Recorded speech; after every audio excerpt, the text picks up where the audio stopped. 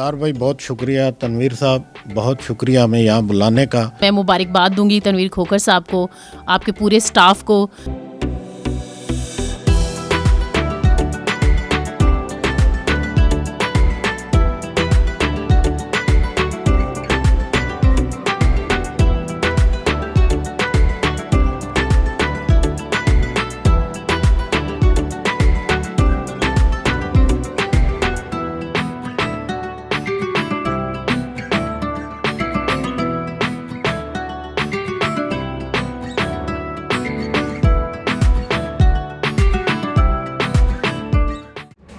हक और सच की आवाज,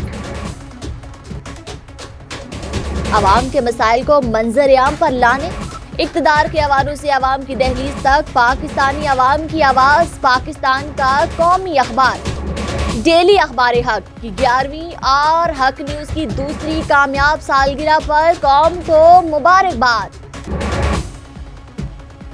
12 कलर सफात पर मुश्तमिल डेली अखबार हक ने एक और संग मील अबूर कर लिया।